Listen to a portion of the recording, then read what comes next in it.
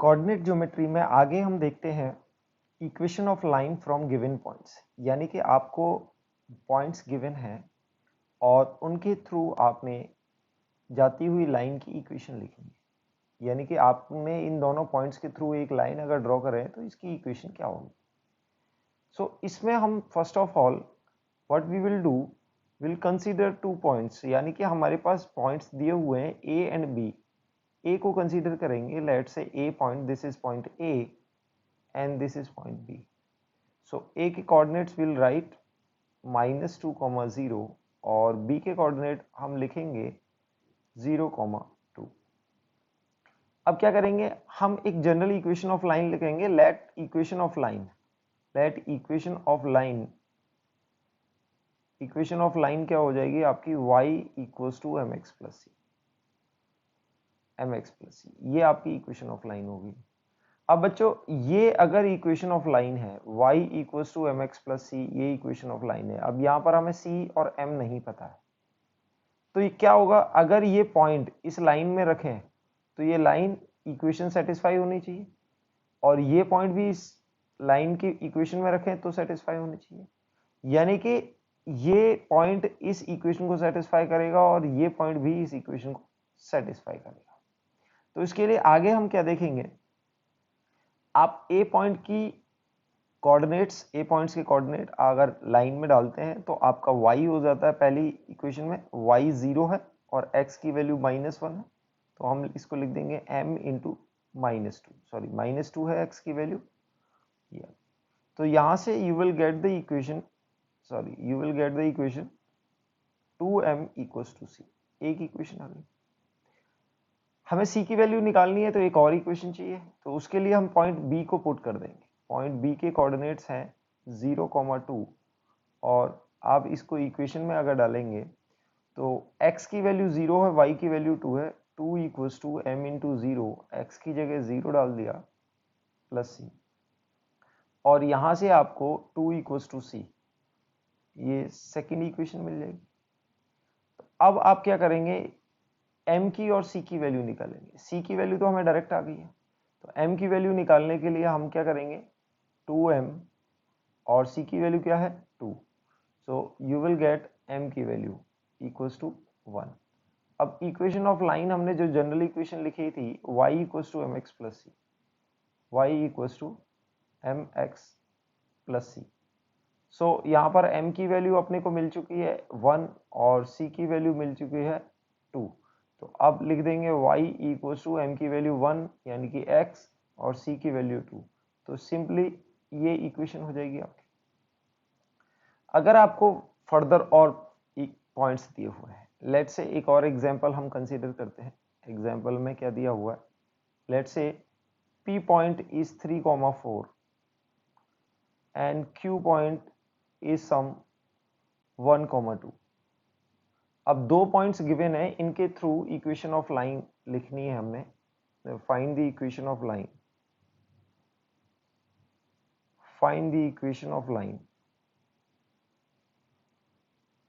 passing through equation of line, passing through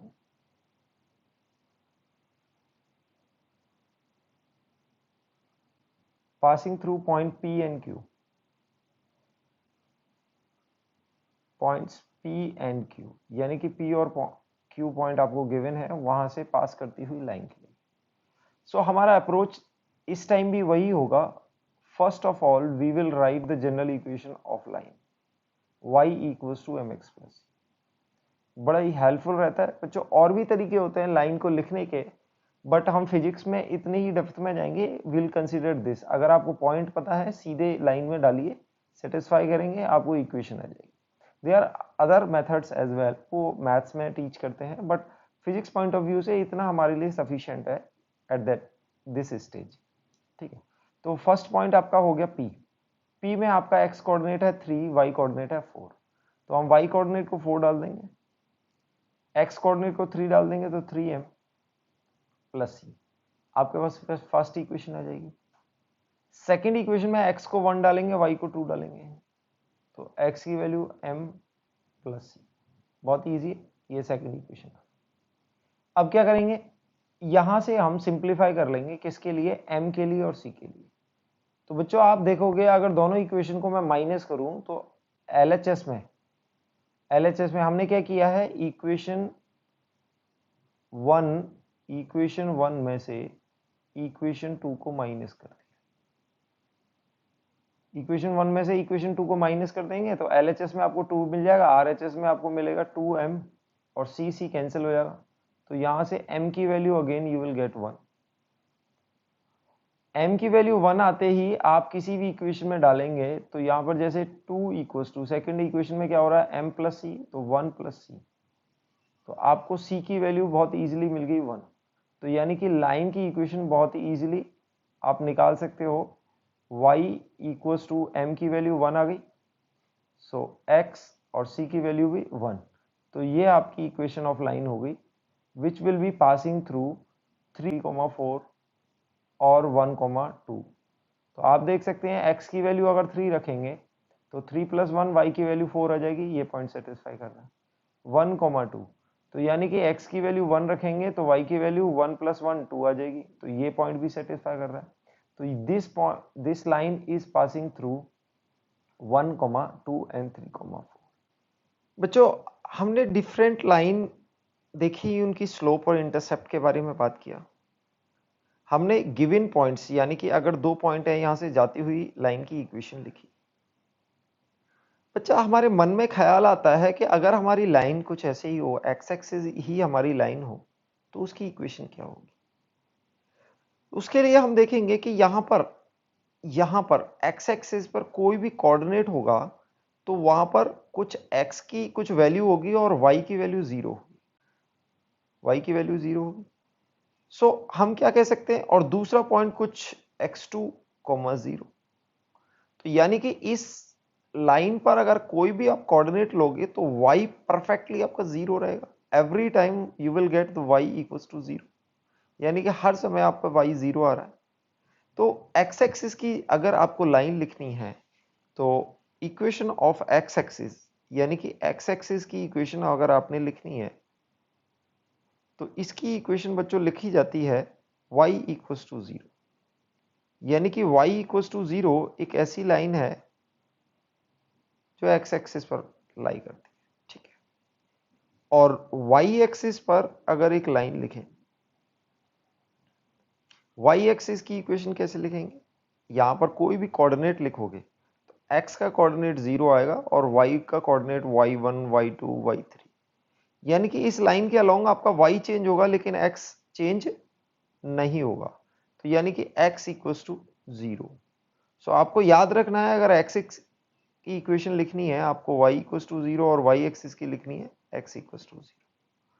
अब बच्चों यहां से कुछ ख्याल आता है कि अगर आपने ऐसे कुछ लिख दिया y इक्वल्स टू 5, तो ये लाइन कैसे ड्रॉ करेंगे, और x इक्वल्स टू 2 ये लाइन कैसे ड्रॉ करेंगे। क्या ये इक्वेशन ऑफ लाइन है या एक पॉइंट है।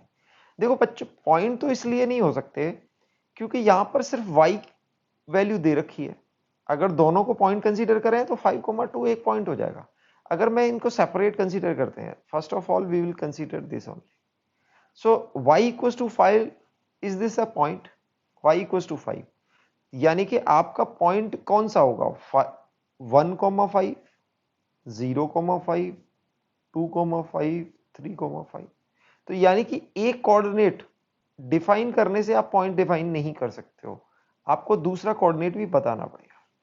तो बच्चों ये इक्वेशन ऑफ लाइन है। इक्वेशन ऑफ लाइन कैसी लाइन है कि यानी कि y यहां पर लेट से y इक्वल्स टू 5 है यहां पर, तो इसके पैरेलल यानी कि x एक्सिस के पैरेलल जाती हुई एक लाइन है, ये लाइन होगी y इक्वल्स टू 5। इस लाइन के अलोंग आप देखेंगे कि किसी भी पॉइंट पर y कोऑर्डिनेट आपको 5 मिलेगा, x कोऑर्डिनेट चेंज हो जाता है। तो y इक्वल्स टू 5 अगर ड्रॉ करनी है तो आपको एक लाइन ड्रॉ कर लेंगे पैरेलल टू x एक्सिस और that will be passing through 0,5। 0,5 से पास होती हुई एक स्ट्रेट लाइन होगी, हॉरिजॉन्टल लाइन बोल सकते हैं, ठीक है। दूसरा, अगर आपको गिवन है गिवन है। दूसरा मैंने आपको बताया था, let say x equals to 2, x equals to 2 एक लाइन गिवन। तो बच्चों यहाँ पर x कोऑर्डिनेट 2 है, तो x कोऑर्डिनेट 2,0 भी इस लाइन पे लाई करना चाहिए, 2,1, 2,2 एंड 2,3। ऐसे हम कह सकते हैं कि ये सारे पॉइंट्स में कोऑर्डिनेट x का क्या है, 2, यानी कि x कोऑर्डिनेट हमारा फिक्स है और y चेंज हो रहा है। तो इसके लिए हम क्या कैसे ड्रॉ करेंगे, x कोऑर्डिनेट को हम क्या लिख लेंगे, 2,0, और इसके पैरेलल एक लाइन खींच देंगे, इसके पैरेलल लाइन खींच देंगे, और ये लाइन हमारी इक्वेशन रहेगी x इक्वल्स टू 2। सो आप देख सकते हैं कि x इक्वल्स टू 2 एक लाइन है जो y एक्सिस के पैरेलल है। तो अगर हम बोले कि y इक्वल्स टू कुछ कांस्टेंट, ये इक्वेशन आएगी। जैसे y इक्वल्स टू 0 के जो लाइन थी वो क्या थी, x axis, y equals to 0 क्या थी, x एक्सिस। तो y equals to constant line भी इसके पैरेलल आएगी, यानी कि x एक्सिस के पैरेलल आएगी। और x इक्वल्स टू 2 किसकी आएगी, x इक्वल्स टू 0, यानी कि x इक्वल्स टू 0 क्या है आपकी, y एक्सिस, y एक्सिस है, y एक्सिस के पैरेलल आएगी। तो अगर आपको इक्वेशन ऐसे दे दें x इक्वल्स टू -2 और इसको लिखने x प्लस 2 इक्वल्स टू 0, तो यहां पर क्या होगा, x कोऑर्डिनेट -2 फिक्स हो जाएगा। तो आप क्या करेंगे, ये ओरिजिन है, इस -2 पर कुछ ऐसी लाइन खींच देंगे, x इक्वल्स टू -2, यानी कि it will be passing through -2, 0।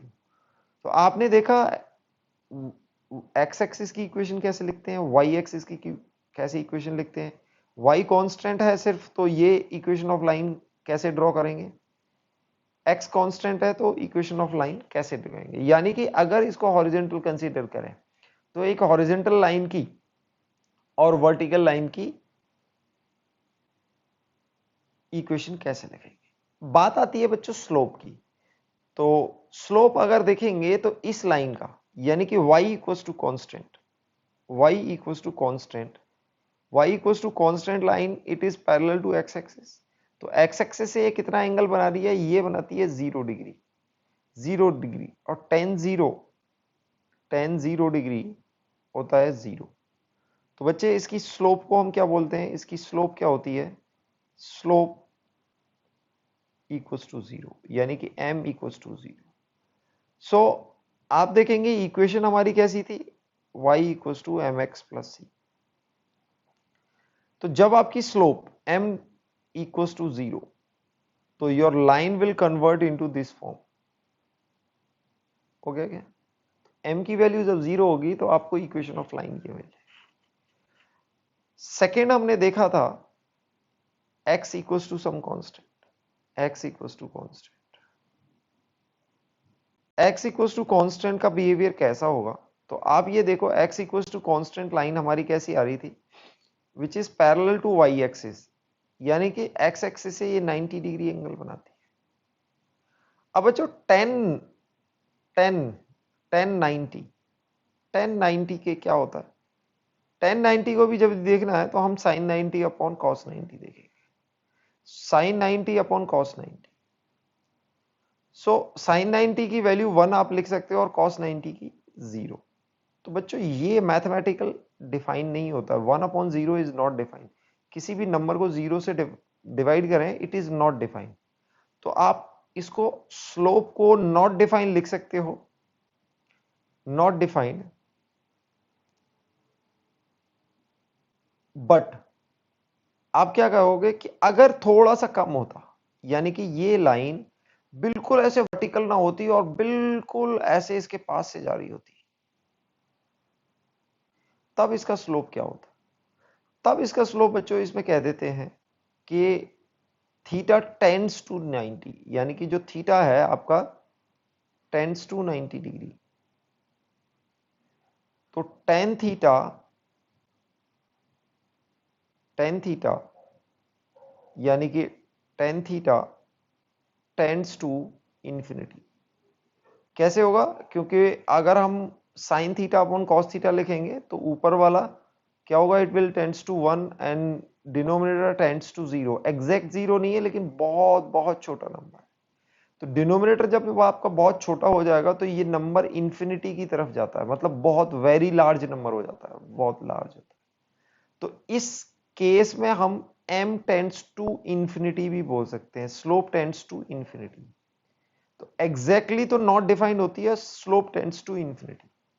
तो अब इक्वेशन ऑफ लाइन में अगर आप देखो ऐसे y equals to M X plus C, ठीक है। सो आप क्या करेंगे, यहां पर m से डिवाइड कर देंगे, m से इक्वेशन को डिवाइड कर देंगे। तो आप अगर m से डिवाइड करेंगे तो y, ठीक है, y की विल टेंड्स टू जीरो, आप ऐसे डिवाइड करेंगे तो आपको आ जाएगा x प्लस सी। अब जो c की वैल्यू तो हर जगह चेंज हो रही है, क्योंकि m टेंड्स टू इंफिनिटी है तो c भी टेंड्स टू इंफिनिटी हो सकता है। अब ये देखो y की वैल्यू तो क्या है, y की वैल्यू आप देखेंगे कि it tends to infinity, this tend to be zero, ठीक है ना। तो ये इक्वेशन ऑफ लाइन आपकी कन्वर्ट हो जाती है x इक्वल्स टू कॉन्स्टेंट। तो यानी कि स्लोप इसकी 90 डिग्री होता है, x इक्वल्स टू कॉन्स्टेंट। जब भी स्लोप आपको इंफिनिटी जाएगा तो वहां से y कोऑर्डिनेट एलिमिनेट हो जाता है, और जब भी आपका m टेंड्स टू जीरो जाएगा यानी कि जीरो स्लोप हो जाएगा तो वहां से आपका x एलिमिनेट हो जाएगा। तो आप देख सकते हैं कि अगर आपको कोई वर्टिकल लाइन दे दे तो उसका स्लोप या तो आप नॉट डिफाइंड बोल सकते हो कि भाई एग्जैक्टली वर्टिकल लाइन है, not defined, but it will be very large, so will be tends to infinity. अगर हल्का सा स्लोप है तो ये कहेंगे स्लोप बहुत ज्यादा बढ़ गया है। तो इस तरह से हम हॉरिजॉन्टल लाइन और वर्टिकल लाइन की इक्वेशन लिख सकते हैं।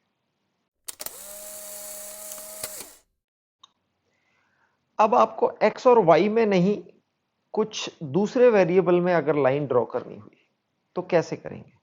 देखो यहां पर एक इक्वेशन ऑफ लाइन दे रखी है आपको, v equals to 3t plus 2।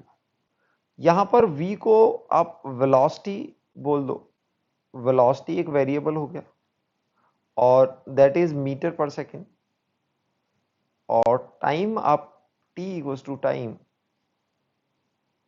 And given in second, यानी कि इसकी यूनिट ऐसे डिफाइन है। तो बच्चों इस लाइन की इक्वेशन अगर हमें अपने कोऑर्डिनेट एक्सिस में ड्रॉ करनी है तो हम क्या करेंगे कि यहां पर हम अपने थोड़ा सा कोऑर्डिनेट एक्सिस को चेंज करते हैं। यहां पर क्या करेंगे, एक्स एक्सिस पर टाइम वेरिएबल लेते हैं।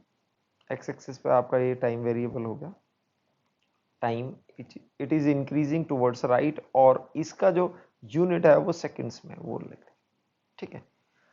और वाई एक्सिस पर हम वेरिएबल वेलोसिटी लेंगे v, and it is increasing upward, और इसकी यूनिट हो जाएगी मीटर पर सेकेंड। ये हम अपने कोऑर्डिनेट एक्सिस पर लिखेंगे। इसके बाद आता है इस लाइन की इक्वेशन ड्रॉ करना। तो बच्चों यहां पर आप देख सकते हो, यहां पर 0,0, यानी कि इस पॉइंट पर वेलोसिटी भी जीरो है और टाइम भी जीरो है। तो अभी हमारी कोऑर्डिनेट एक्सिस एक्स और वाई से चेंज होंगे टाइम और v में। फिजिक्स में ऐसे हम काफी एनकाउंटर करेंगे, यानी कि इस टाइप की इक्वेशन हमें काफी मिले। सो इसके लिए हम फर्स्ट ऑफ ऑल कैसे ड्रॉ करेंगे, सबसे इजी तरीका है आप t को जीरो लें। t को जैसे ही जीरो लगेंगे तो v इक्वल्स टू 2 मिल जाएगा। तो आपके पास एक पॉइंट आ गया जहां पर t जीरो है और v 2 है। तो देखिए मैंने x कोऑर्डिनेट पर जो दे रखा है, यानी कि x एक्सिस पर जो दे रखा है क्या है, t, उसको पहले लिखा हुआ है, और y एक्सिस पर क्या है, वेलोसिटी, उसको सेकंड में। तो कोऑर्डिनेट एक्सिस को ऐसे ही लिखते हैं, ठीक है ना, पहले x कोऑर्डिनेट और फिर y कोऑर्डिनेट। अभी यहाँ x कोऑर्डिनेट में टाइम डिफाइन है तो हम टाइम की वैल्यू लिख रहे हैं, y कोऑर्डिनेट में वेलोसिटी डिफाइन है तो वेलोसिटी की वैल्यू लिख रहे हैं। तो ये पॉइंट बच्चों कहां होगा, 0,2, यानी कि 0, टाइम इज 0,2। एक कोऑर्डिनेट पॉइंट हमें मिल गया जो ये लाइन जिस पॉइंट से पास करेगी। तो 0,2 आप देख सकते हैं कुछ यहां पर पॉइंट होगा, इट विल बी 0,2। टाइम की वैल्यू 0 है, वेलोसिटी 2 में। सेकेंड आप देख सकते हैं कि टाइम की वैल्यू, लेट्स से वेलोसिटी की वैल्यू, आप वेलोसिटी की वैल्यू 0 डालें, यानी कि velocity equals to 0। Velocity equals to 0 तो इक्वेशन मिलेगी आपको 3t प्लस 2। आप इसको सॉल्व करेंगे तो t की वैल्यू -3/2 हो जाएगी। t की वैल्यू -3 यानी कि -1.5। तो दूसरा पॉइंट मिल जाएगा आपको t की वैल्यू -1.5 और v की वैल्यू 0। तो v की वैल्यू 0 यानी कि y कोऑर्डिनेट 0 है तो वो पॉइंट लाई करेगा यहाँ पर -1.5, ये कहाँ लाई करेगा? x एक्सिस पर लाई करेगा towards the left of origin, origin के लेफ्ट की तरफ। तो आप इस पॉइंट को आप लिख सकते हो, दिस इज -1.5, 0। अब आपको 2 पॉइंट मिल गए, यहां से जाती हुई लाइन ड्रॉ कर सकते। अब बच्चों यहां पर एक और कैच आता है, जब भी आप फिजिक्स में करेंगे तो फिजिक्स में इनको बोलते हैं फिजिकल क्वांटिटीज, यानी कि इनका कुछ फिजिकल मीनिंग है। मैथमेटिक्स में तो आप कैसी भी लाइन ड्रॉ कर दो, कोई दिक्कत नहीं, लेकिन जब भी आप फिजिक्स में मूव करते हो तो you have some terminology, they have some physical interpretation, यानी कि ये एक वेलोसिटी है और ये टाइम है। तो ये फिजिकल क्वांटिटीज हैं, कुछ चीजें रिप्रेजेंट कर रही हैं जिनका डे टू डे लाइफ में मीनिंग है।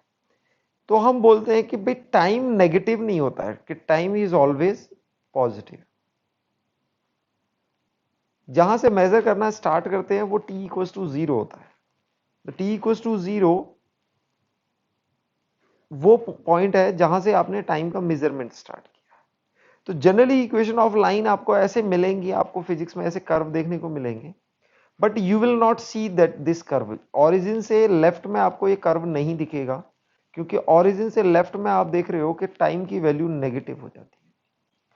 तो अगर इसको फिजिक्स में ड्रॉ करना हुआ तो बच्चों क्या करते हैं कि इसको आप रब कर सकते हैं, यानी कि इसको आप हटा सकते हैं ये। तो इस टाइप की इक्वेशन बन जाएगी आपकी।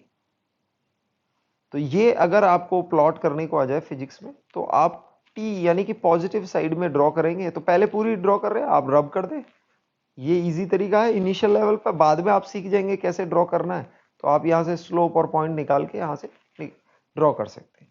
तो इस तरह ड्रॉ करते हैं। आइए एक और लाइन देखते हैं, जैसे कि आपको एक इक्वेशन और देते हैं। अब इसमें कुछ x इक्वल्स टू या 2x equals to 3t plus 1 ऐसे करके यहां पर बच्चों x मीटर्स में होगा और ये इसको बोलेंगे हम पोजीशन ऑफ ए पार्टिकल।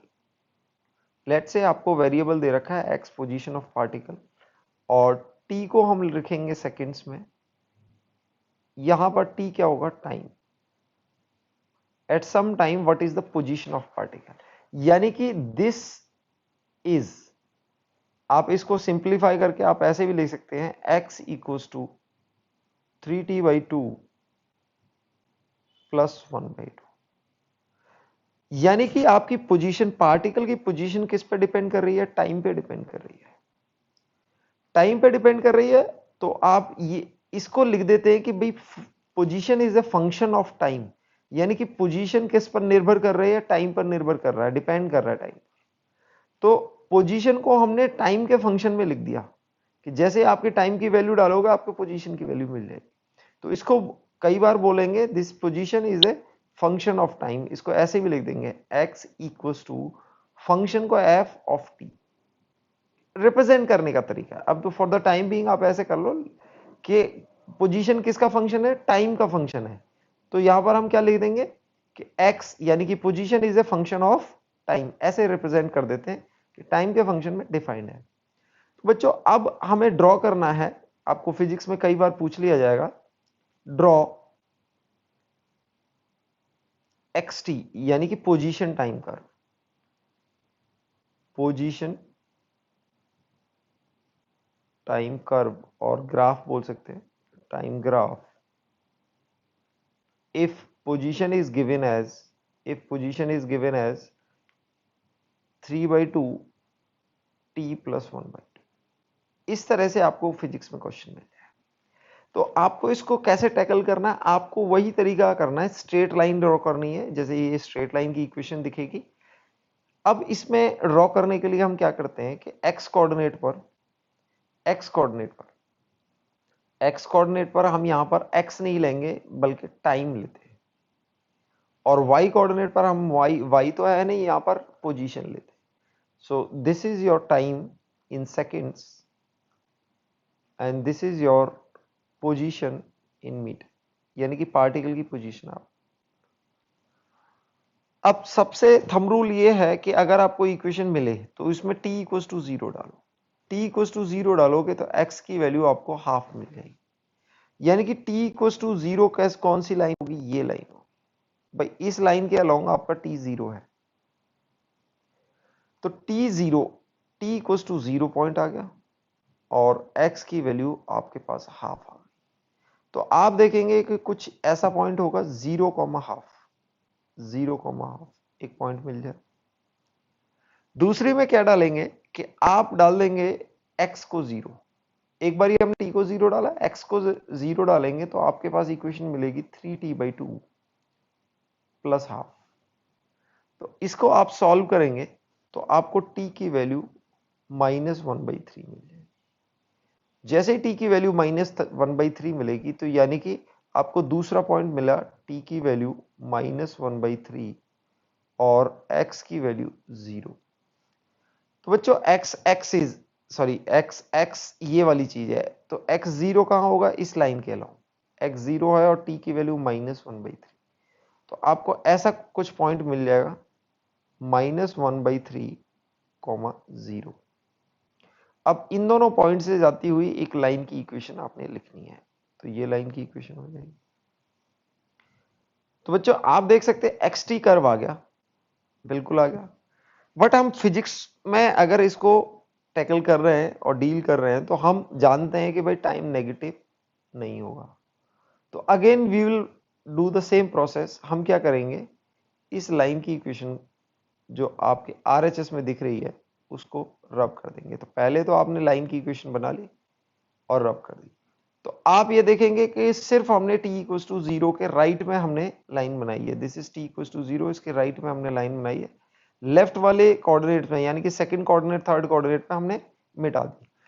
सो इतना कर्व आपको क्या दे रहा है, x और t, यानी कि पोजीशन टाइम ग्राफ दे रहा है. तो आपने देखा इक्वेशन ऑफ लाइन हम जो मैथ्स में पढ़ते हैं उसका एप्लीकेशन हम फिजिक्स में कैसे करेंगे. तो इस तरह अगर आपको function of t, function of v as a function of t, x as a function of t अगर दे रखे हैं तो आपको आने वाले चैप्टर्स में ऐसे ग्राफ ड्रॉ करने पड़ेंगे, या फिर ग्राफ से हमें इंफॉर्मेशन निकालनी होगी, इंफॉर्मेशन ड्रॉ करनी होगी कि इसका स्लोप कितना है, इंटरसेप्ट कितना है, ये सब चीज.